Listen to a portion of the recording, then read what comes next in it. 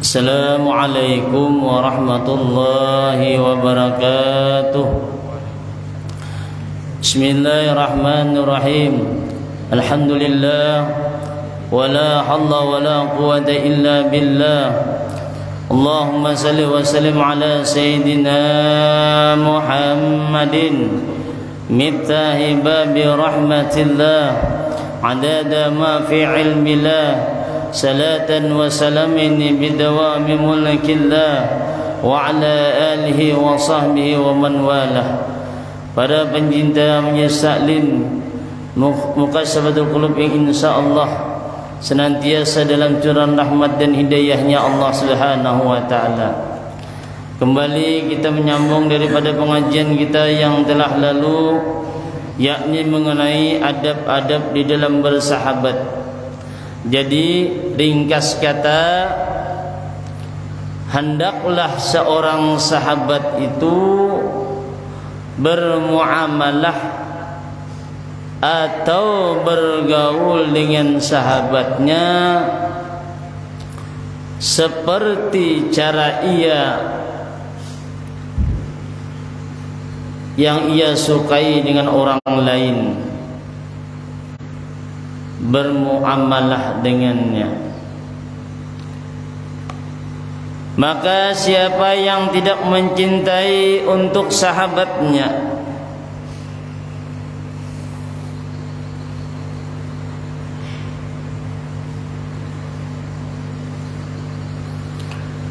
akan sesuatu yang ia cintai bagi dirinya sendiri, maka persahabatannya itu masih tidak ikhlas dan masih mempunyai unsur-unsur munafik. Dan bersahabatannya itu akan membawa kepada kebinasaan di dunia dan di akhirat. Jadi kalau kita bakawan ni jadi kita ni hendak mencari keuntungan saja, cuma keuntungan daripada urusan masalah dunia, maka itu nantinya akan menimbulkan suatu kebinasaan bagi orang tersebut. Artinya bila kita hendak bakawannya tadi mengambil kebaikannya, keberkahannya, bukan hendak mengambil manfaat entah lantaran jabatannya atau kekayaannya, lalu kita berpilih bakawan ni. Amun ibaratnya cagar mengawan ni kada beri hasil, baik ada usah. Nah ini salah ngarannya tadi. Artinya nang kita kawani tadi nang terbaik, bila mana kita lihat orang ni memang orangnya saleh atau orangnya nang salehah, walaupun kada memiliki suatu kedudukan, walaupun kada kaya nang kaya orang, namun bila kita melihat dengan orang tersebut menimbulkan kita semakin dekat kepada Allah, menambah pulang hati kita ini tadi bertambah menjadi baik. Bila mana ada kesalahan nang ada baik lalu dinasihatinya, maka ambil ini. Nah ini nang bujur-bujur akan menguntungkan. Maka inilah adab-adab yang mesti engkau jaga pada hak saudaramu yang engkau jadikan akan dia sebagai sahabatmu. Nah jadi kita bujur-bujur di dalam bakawan tidak memilih, kada asalan orang. Kelompok ketiga menunjukkan bersahabatan di lidah mereka.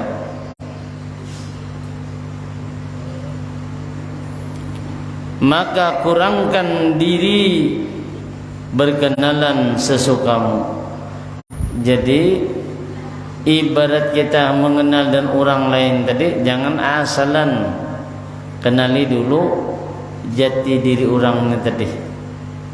Ya apa orangnya nang cagar kita patuhi ini, nambah jadi cagaran kawan nang karib atau sahabat kita nang karib ni kayak apa orangnya, pribadinya kayak apa, kelakuannya nang kayak apa, pemandirannya nang kayak apa. Bisa jadi orang ini orangnya dermawan, orangnya ibadah, cuma pemuntungan. Artinya muntungnya kan bisa menjaga. Ada lah nak kata pak.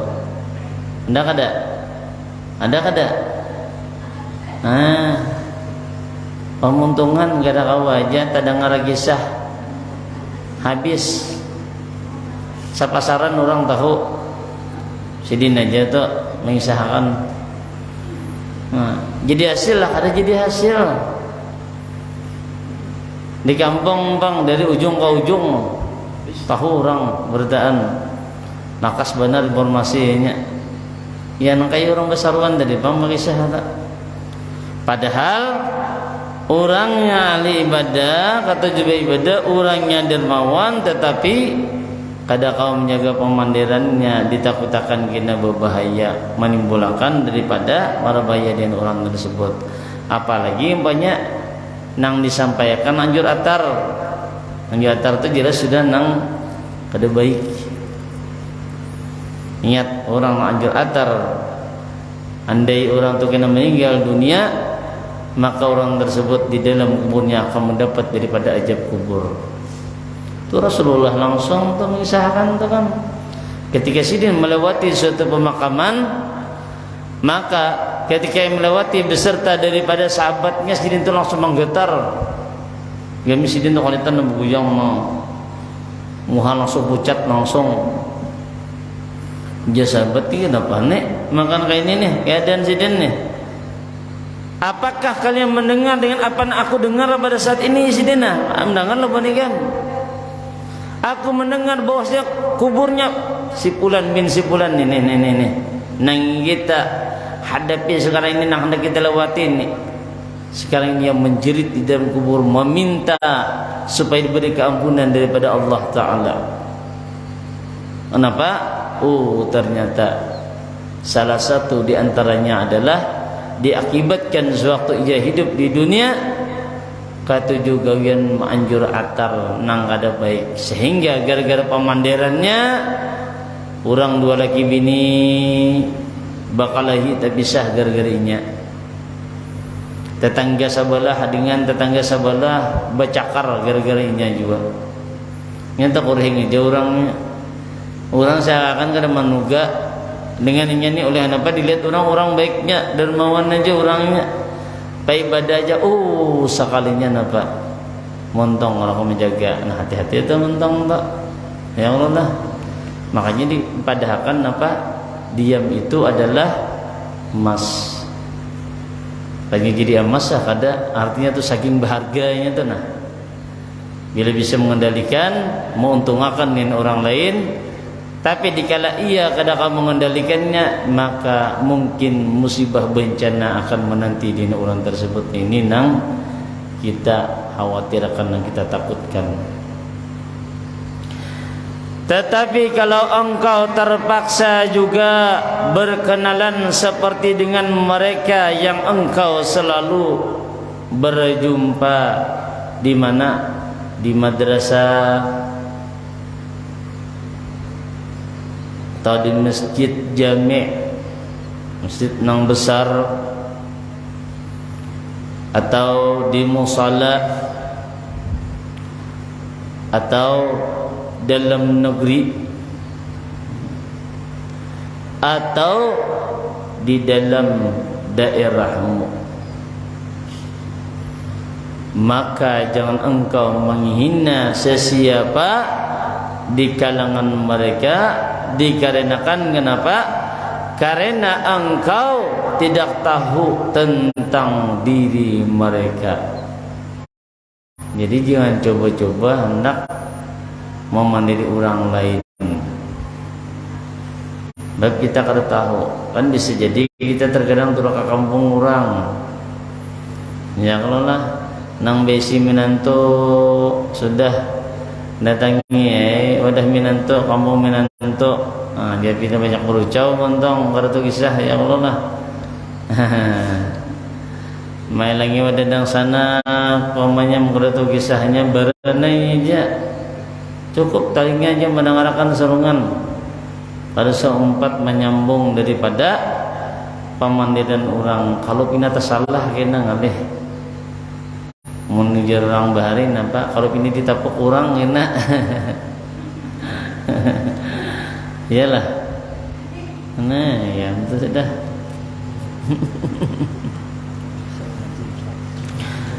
Barangkali mereka jauh lebih baik daripadamu, maka daripada itu kita berdiam, jangan nyambati orang. Siapa tahu ketika kita mencela dengan mereka tadi, kada tahunya orang tak baik pada seorang lagi.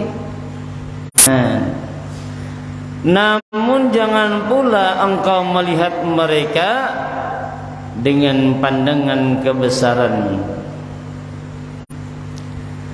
ketika mereka memiliki harta kekayaan atau kepangkatan dunia. Jadi bas melihat orang ni tadi berisi harta banyak, mendapat kedudukan, berisi pangkat, hanya ruah, hanya timbul pujian, tu salah ngarannya tak? Salah. Lalu ibaratnya kita ni dari jurang kaya, jurang tu bersorok ialah mahamba lalu hendak mengawani. Jangan kena akhirnya seorang dihuluninya, ajar bahasa kita ialah aku lah dihulunakannya. Kenapa jadi demikian tadi dilarang kita? Karena yang demikian itu membawa kepada kebinasaanmu. Akhirnya nampak hina lawan dia seorang ini jadinya. Kita serungan kita nanti hina kita. Dan dunia ini sebenarnya hina di sisi Allah Ta'ala, dan hina pula seluruh isinya. Oleh karena itu, apabila engkau melihat kepada ahli dunia dengan pandangan kebesaran, maka akan jatuhlah harga dirimu pada pandangannya Allah Ta'ala. Nah, kalau oleh nak kita mahamba tadi, makanya kada diberiakan. Ajar kita ni mas melihat orang pina sugih, orang berkedudukan, lalu hendak mengusahakan kayak apa supaya aku ni dikenal sidin. Supaya dikenal sidin baparak nak kayak apa ni supaya sidin pinandu dengan aku juga pinandu dengan sidin. Nah, ya kalau lah, insyaallah kayak itulah. Insyaallah Bu. Insyaallah je. Hendak benar dikenal kayak orang lah, kayak akrab benar. Padahal sekali semustawa aja tetamu. Jadi kita kayak rajin apa bahim-himat hendak bergambar lah. Seakan-akan kayak akrab benar. Masakan benar. Barang biasa terbuat ujar. Asal terbuat barang hajar. Saya terlihat juga. Dan jangan engkau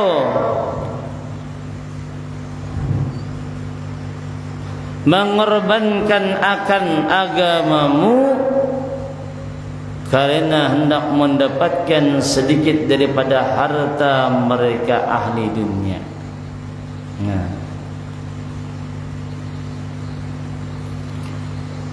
Maka siapa yang berbuat demikian, ia akan dipandang rendah pula oleh mereka. Jadi tak hina kalau kita jadinya tahunya benar.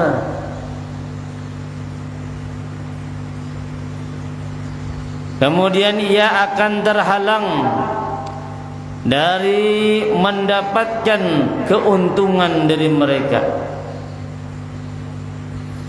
Dan jikalau mereka yang engkau kenali memusuhimu, dimusuhinya, nah kayak apa? maka jangan engkau lawan permusuhan mereka. Kenapa? Sebab karena engkau tidak mampu melawan mereka, bahkan nanti engkau akan merusakkan daripada agamamu bila engkau terlalu sibuk melawan mereka tadi. Talawan ni orang sugih ngali, talawan ni orang ni kedudukan ngali, berat walai. Ada hawa mau ya seorang aja. Jadi bila talawan gitu tu baik mengalah aja seorang sudah mundur. Jadi orang apa berundur teratur. Yang musuhi orang nak kayak itu. Kalau setemat aja kalau nama saya seorang. Maka akan panjanglah kepayahanmu dan sia-sia amalan-amalanmu. Akhirnya nampak nang merusak dengan amal ibadah kita. Nang jadinya rusak. Jadi kada orang nang ruginya seorang. Di bawah adalah di bawahnya. Biasanya orang yang wara itu bila ia mau melawan musuhnya nang merendahkan diri ini deh. Melawan musuh nang kayak apa?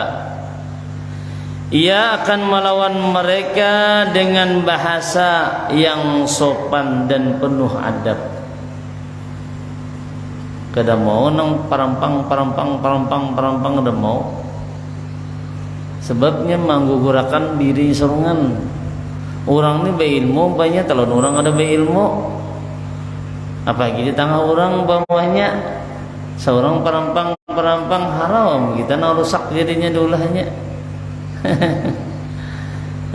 Jadi kini jadi caranya dilawan dengan secara sopan dan penuh adab.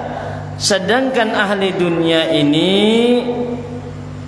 boleh bercakap atau hanya berbicara apa saja, bahkan bercakap bohong dan memutarbalikkan kenyataan. Jadi kalau orang ahli dunia itu nya mengusahakan walaupun dengan dusta, walaupun dengan sumpah, walaupun dengan kebohongan, yang penting nya manang. Tampunnya ternyata amun orang nang berilmu, orang nang wara kada mikirkan nang itu menjawabi, tetapi dengan sopan, lemah lembut, bahkan dengan penuh nasihat. Artinya jadi kita kada tak emosi, tapi kada santai aja. Maka susahlah orang yang wara jikalau mau melawan mereka. Kalau ia hendak melawan juga, maka akibatnya ia akan berbicara banyak pula, bahkan mungkin ia akan berbicara bohong pula. Maka ketika itu sudah hilang nilai wara dan sopan santunnya. Nah, artinya bila kita maangsol dengan lawan kita ni tadi membalasi, orang banyaring umpat juga banyaring, orang berkuriak umpat juga berkuriak, nah akhirnya hilang marwah kita tu jarang hilang gitu. Sebab kan apa? Sebab kita mudah terpedaya tadi, dipedaya oleh musuh kita tadi. Dan jangan pula engkau bersenang hati ketika mereka datang memuliakan engkau, yang kehimungan. Dan ketika mereka memuji engkau secara berhadapan, dipuji orang kita, disanjung orang kita, dan kita memeriksa hakikat daripada penghargaan itu, artinya kebenarannya lah. Nah, daripada penghargaan yang dipuji buhannya kita, rasa cinta buhannya segala macam tu nah. engkau tidak akan mendapatkan hakikat itu. Kenapa? Mungkin 1 dari 100 pun susah engkau dapatkan. Nah, jadi orang-orang nangka itu tuh kada kawa menjadi patokan, kada kau dipercaya. Nah, nangka itu tadi. Dan jangan engkau merasa heran apabila mereka mencela engkau, dan jangan marah terhadap tindakan mereka itu, karena apabila engkau menyadari hal itu, pasti engkau mendapatkan dirimu membuat seperti perbuatan mereka. Nah, makanya kita kada perlu lagi nang masa kayak aneh dan demikian tadi, bila tak umpat juga oleh kita terkadang kurang berhati-hati tadi. Engkau juga berani mencela kawan-kawan dan sahabat-sahabatmu, bahkan engkau sebenarnya telah berani memperkatakan gurumu yang mengajarmu dan ibu bapakmu sendiri. Oleh lantaran demikian, merasa seorang taharat sudah laluan nih bisa-bisa wani membentak segala macam. Ya kalau lah bila anak tu ibaratnya kurang didikan agamanya, maunya jadi nang kayak orang, wani itu membentak kuitan ndak. Ndak karuan bisa dicelenginya kuitannya. Ngan bagi bini dia celenginya tak tunduk langsung tuh bang. Orang badahi ya pak, sorong ada. Nak apa? Ngalahinya ya kalau engkau berani menyebut-nyebutkan mereka di belakang, artinya apa? Mengumpat mereka dengan perkataan yang engkau tidak mampu berterus terang di hadapan mereka.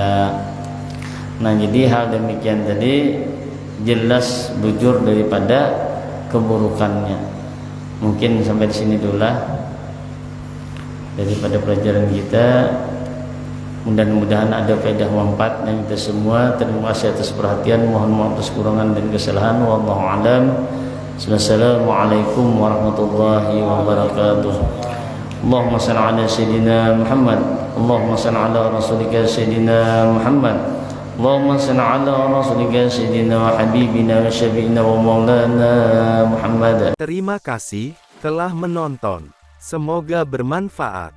Jangan lupa subscribe, like, komen, dan share.